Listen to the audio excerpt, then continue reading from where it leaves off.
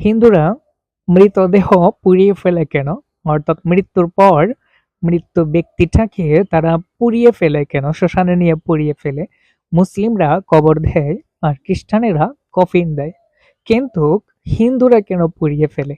অনেকে মনে করে থাকেন যে হিন্দু ধর্মে যেহেতু পুনর্জন্মে বিশ্বাসী, তাই এই মানুষটা মৃত্যুর পরে পুনরায় আবার এই দেহে চলে আসতে পারে, এর জন্য এই দেহটাকে পুড়িয়ে ফেলা হয়। এটা কি হাস্যকর নয়? হ্যাঁ, এটা সম্পূর্ণ হাস্যকর এবং ভ্রান্ত তথ্য। তাহলে আসল তথ্য কি?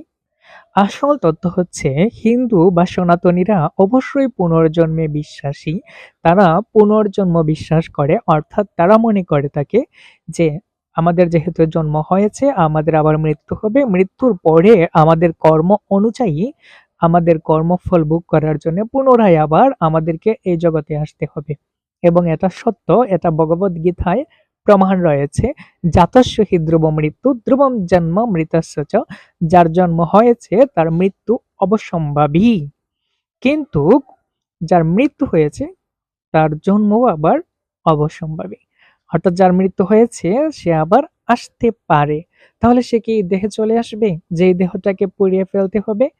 না, সে এই দেহে আর চলে আসবে না, যেহেতু ওই দেহটা সে ত্যাগ করে ফেলেছে, সে আর এই দেহে আসবে না। কিন্তু এই দেহটার প্রতি তার একটা মোহ বা একটা মায়া থেকে যায়।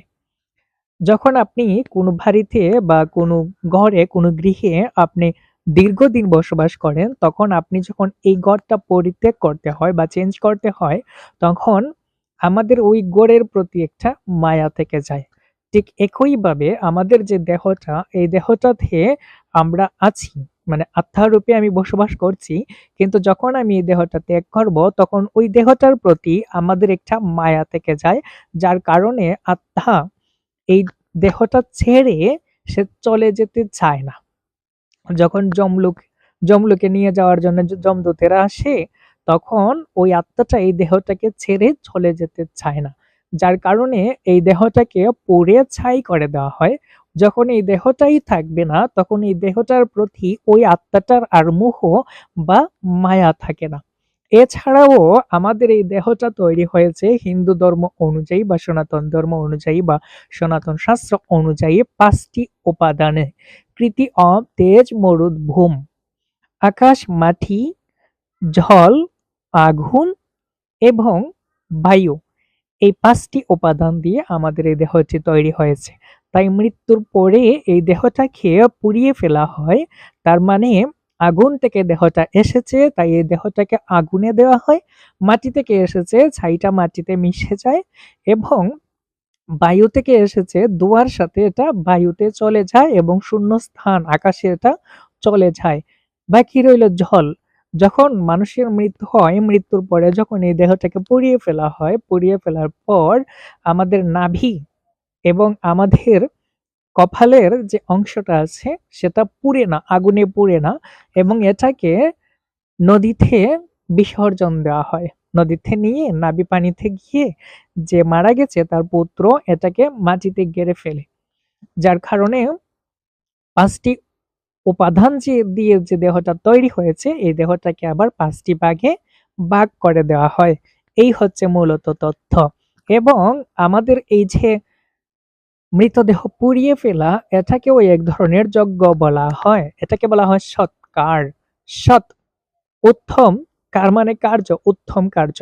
তো এটাকে উত্তম কার্য এবং পবিত্র কার্য বলে শাস্ত্রে প্রতিপন্ন করা হয়েছে। আশা করি আপনারা বুঝতে পেরেছেন মৃত দেহটা কেন আগুনে পুড়িয়ে ফেলা হয়।